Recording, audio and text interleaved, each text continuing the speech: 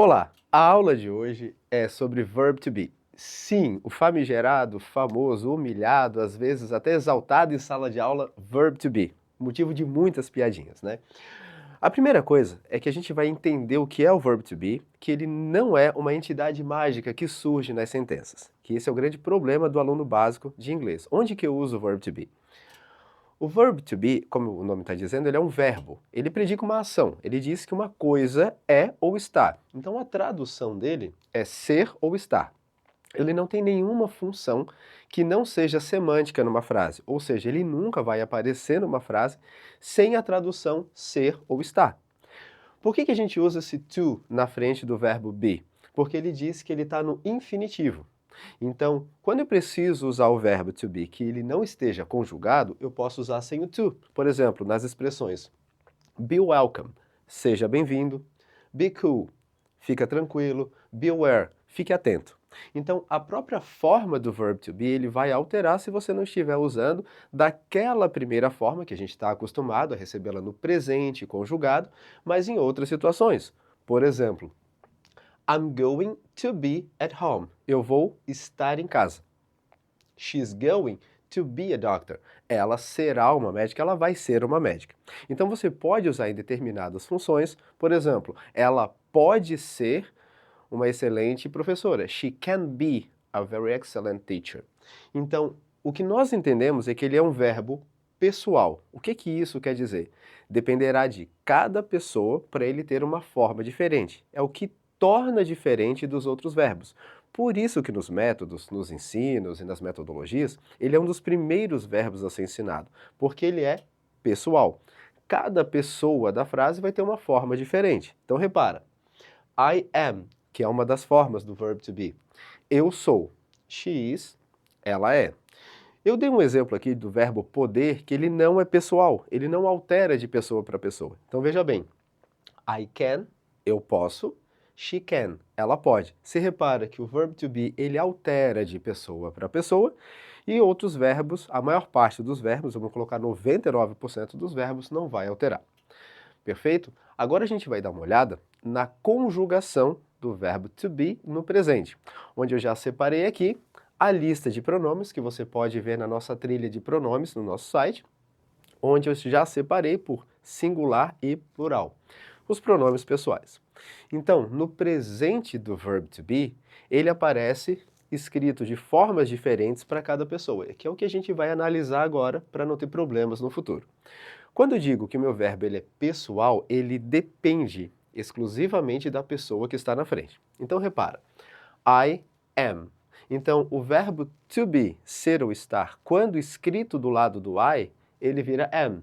Então essa primeira explicação ela funciona bastante para milhões de sentenças que você precisa dizer o seguinte, olha, ser ou não ser, be or not to be, eu sou, I am.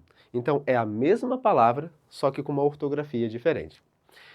You are, você é, he is, ele é. Então, bastante atenção nesse ponto agora.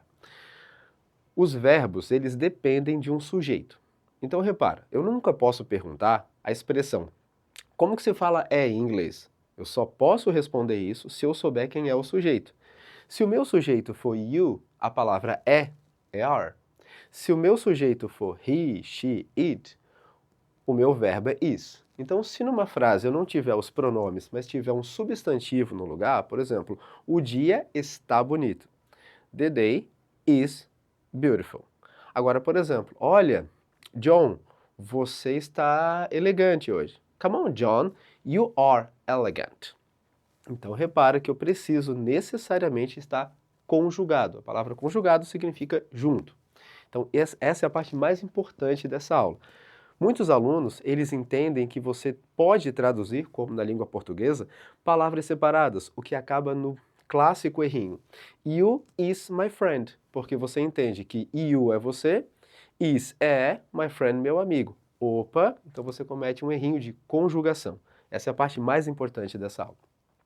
Continuando, então, you are, he is, she is, it is. Então, você é, ou tu és, ou você está, ele é, ele está, ela é, ela está, it, ele ou ela, né, para objetos, animais, tudo que não for ser humano, é ou está. We are, nós somos, estamos, e you are, opa, segundo ponto importante dessa aula. Nós escrevemos da mesma maneira. Então, antes de falar sobre esse ponto, vamos reparar que o plural se escreve todo da mesma maneira. Então, o verbo to be no plural, uma dica excelente, sempre será are. Então, vamos supor que você tem um sujeito que não seja um pronome e você queira dizer, os pássaros estão voando. The birds are flying. Então, facilita muito a nossa vida.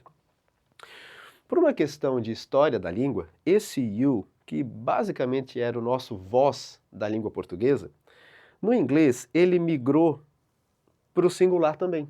Então eles acabaram usando essa forma aqui. Então você vai ter o você é ou tu és, vocês são ou vós sois. Então, tanto para o estar quanto para o ser. Então você vai usar dessa mesma forma. O inglês, ele é uma língua que ele valoriza muito a expressão e não a palavra isolada. Então a pergunta é, como que eu vou saber se a expressão ela está no singular ou no plural? Sempre pelo contexto, sempre pela expressão completa. Então repara. John, you are excellent. John, você é excelente. Kids, you are excellent. Garotos, vocês são excelentes. Então a gente sempre vai precisar de um contexto. Você que está estudando para algum exame, você tem que reparar o seguinte, eu não posso te colocar, eu como uma banca, eu como professor que vai fazer uma prova, eu não posso te colocar uma frase assim, ó, you are beautiful. Traduz a frase. É impossível porque eu não sei se é você é bonito ou vocês são bonitos. Eu sempre preciso te dar um contexto. É uma necessidade da língua. They are, que é o plural de he, she e it. Então, eles são, elas são, os objetos, animais, sensações também são. Essa é a conjugação no presente do verb to be. Então, sempre atento quem está na frente para a melhor conjugação do verbo. O verbo to be, ele pode ser contraído com o sujeito. O que isso quer dizer? Não é muito comum na língua portuguesa, né? Eu tenho alguns exemplos, por exemplo, caixa da água, caixa d'água. Eu posso fazer isso bastante no inglês. E o verbo to be, ele é um dos que mais recebe as contrações. Então, repara, a expressão I am pode ser contraída em I'm. Um pequeno detalhe. Como eu falei anteriormente, o verbo to be ele é um dos primeiros elementos que a gente ensina em inglês, nos métodos, nos livros. Então é muito comum você usar bastante a expressão I'm, o que acaba num equívoco de começar a repetir como cacoete. Então, por exemplo, I'm your friend, eu sou seu amigo. I'm like you, opa, I'm like you, eu sou, estou, gosto. Então, um detalhe que o aluno precisa ficar bem atento é não criar esse hábito de o tempo inteiro usar o I'm com a boquinha fechada, que dá esse efeito do I am. Ele significa necessariamente e unicamente eu sou e eu estou. Então, I'm tired, eu estou cansado. I'm at home, eu estou em casa. You're, juntei you are, you're. E assim eu fiz com his, she's, it's. Outro detalhezinho também, a gente acaba em alguns momentos reparando que os alunos, eles por hábito, né, usam it's no lugar do it. Então repara, it's a beautiful day, é um dia bonito. It doesn't matter, não importa. Você repara que na segunda frase não tem a existência do está, do ser, do é, então a gente tem que tomar bastante cuidado. It doesn't matter, é um errinho bem comum também nas primeiras lições do inglês e tal. We're, we are, you're, there. Então eu consigo contrair, deixando a minha frase um pouquinho mais fluente de falar. Um pouquinho mais rápida também de falar. Então, I'm your teacher. I'm a teacher. Todo verbo, ele vai ter basicamente 3 formas. Afirmativo, onde eu expresso as sentenças verdadeiras. Negativo, onde eu vou negar alguma coisa, vou dizer que a coisa não é. E interrogativo, onde eu vou perguntar se aquilo é ou não é. Então, affirmative, negative, interrogative. A forma afirmativa nós acabamos de ver. A forma negativa é dizer não, eu não sou, ela não é, nós não estamos. A primeira situação que a gente sempre vai reparar é o seguinte. No inglês, nós temos 2 formas de falar não, que eu não coloquei aqui já para a gente não confundir. No, que eu sempre digo que é o não do susto, né? No, no, oh, no. E a palavrinha not, que é o que a gente vai chamar de advérbio de negação. Ou seja, um advérbio ele está sempre do lado do verbo, por isso que ele sempre aparece nas frases. Diferente da língua portuguesa, eu coloco meu advérbio na frente do verbo. O que isso quer dizer? Eu não sou. Ele não gosta. No inglês, com o verb to be, nós colocamos depois. Então, um detalhezinho bem atento. I not am, eu não sou. Não, não, esquece. I am not. Ou, o mais comum de aparecer, I'm not. You are not. Ou, you're not. Você não é, eu não sou. He is not, she is not. E assim, toda a lista usando not do lado. Na primeira pessoa, ou I, nós não podemos contrair. A gente jamais vai contrair o am com not. O máximo que você pode fazer é am not. Porém, com are e com is, você pode contrair. Então, você pode contrair o verbo com a negação também. O is not, que vai se tornar um isn't, e o are not, que vai se tornar um aren't. Então, sim, você pode falar you are not, você pode falar you're not, ou você pode falar you aren't, como você desejar.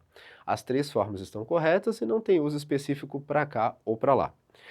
Um único detalhezinho, isso já para o inglês um pouquinho mais avançado, é que no inglês britânico, escrito em publicações oficiais, não há contração.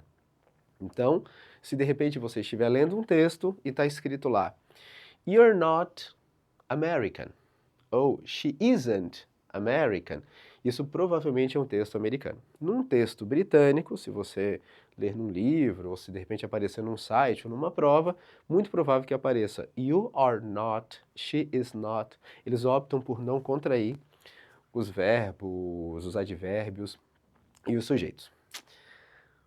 Um detalhezinho agora para a gente tirar uma dúvida de muita gente, assim. O interrogativo. A gente vai fazer um exemplo aqui em português. Você está cansado. Sem mudar a ordem das palavras, eu vou mudar o meu tom de voz. Ó, você está cansado? A língua portuguesa, ela muda o sentido da sentença de acordo com a entonação da voz, o que às vezes pode causar um problema por falta de entonação.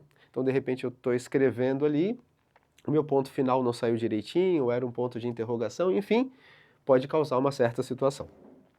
No inglês, nós não temos isso, porque nós temos um elemento gráfico, ou seja, uma coisa escrita, que facilita o entendimento da sentença. Então, na forma interrogativa, você vai colocar o verbo na frente do sujeito. Então, repara, o que era I am na forma de pergunta, am I? Então, eu posso dizer, como uma antiga canção que dizia, am I wrong? Eu estou errado. Are you okay? Você está bem? Is he a doctor? Ele é médico? Is it a problem? Isso é um problema? Are we good? A gente está bem? Are you guys hungry? Cara, vocês estão com fome? Are they teachers? Eles são professores?